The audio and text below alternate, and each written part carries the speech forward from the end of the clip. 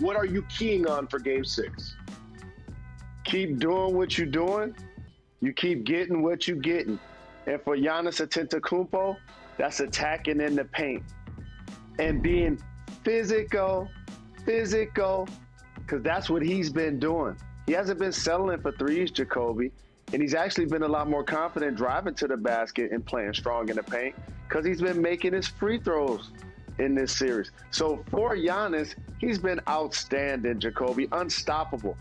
Virtually kept DeAndre Ayton quiet, whether he's playing at the 4, whether he's playing at the 5, on both ends of the floor. If they close this out, he's going to be amongst rare company, David Jacoby. Back-to-back MVPs, a Defensive Player of the Year, a Finals MVP, and a championship. So very young, 27 years of age at this point of his career, when many felt like he should leave the Bucks for a different opportunity or go join with another squad. He stayed it out, Jacoby. This is amazing for the league. This is terrific for the Bucks. So for Giannis, keep attacking in the paint. Do not settle. Now, Jalen, I'm not ready to give the Bucks the series yet. However, in the hypothetical scenario in which the Bucks win, Giannis so far has had 2 career-defining, series-defining, historic finals plays. I want you to walk us through those 2 that you've seen so far. Absolutely. And see, here's the thing. We've seen Giannis guard everybody from Kevin Durant, Trae Young, and now playing above the hoop, deflecting DeAndre Ayton, playing without fouling at that point of the game. It's not just the amazing plays, it's at what point of the game that they took place that make them so very signature. And it highlights his greatness so very young in his career. And yeah, you can talk about the fact that he's not a knockdown 3 shooter or he's not a great free throw shooter, but Giannis is the perfect basketball player. He's the perfect teammate. He's allowed Chris Middleton to flourish without an ego. He understands Drew Holiday has a role and he feeds him and continues to give him confidence. So for those 2 plays to be signature moments, not only in this year's finals, once he goes on, if he goes on to win it, those are going to be historic plays that continue to cement a legacy of a young, great player. Did you just say once he goes on? It sounds like you're already giving the Bucks the championship, and someone named Devin Booker might have something to say about that. Book has been on fire, albeit in losses, but he has been on fire. What he's done in this series has been so impressive. It's not just the shot making, it's how he gets it to the rim with a hand in his face at the mid-range. This dunk didn't count, but it was one of the most impressive plays of the series, and he flexed on Giannis Antetokounmpo. But Jalen, what I saw in Game 5 was Bud put Drew Holiday on Booker at points when mainly Drew Holiday was guarding CP3. Do you think Drew Holiday can sort of slow down what Booker's been up to in these last couple games? No, nobody's slowing down Book, dog. Not in this series. He's going to have his way. And it's been a joy to watch him in his first postseason really come out and put on the show the way he has done, not only in the entire playoffs, but in this year's NBA Finals. And you said it, doing it all facets against all defenders. So if you're the Milwaukee Bucks, yes, Drew Holiday is a terrific defender against anybody, uses the size, his defensive ability, creates offense on the other side. But I still feel like Book is going to find a way to get his buckets.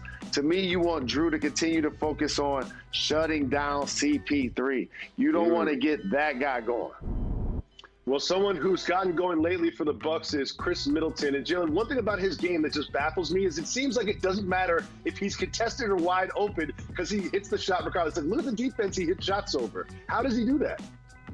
Because you know how when you talk about a player that finds a rhythm and you say they don't allow the defense to speed them up, the beauty of his game, and you and I talk about it, if you're not really watching, you're like, it's not really highlights, and then all of a sudden you appreciate the beauty of he gets to whatever spot he wants, the spin, nifty shoulder shrugs in order to get his shots off, mid-range, off the bounce, and in clutch too. Like it was really awesome to be down on the floor, Jacoby, and literally watch him like a surgeon go through the defense, snake, bump the defender off, take his time, didn't feel the pressure. I was under more pressure watching than he was playing. And I was like, yo, it was really great to watch.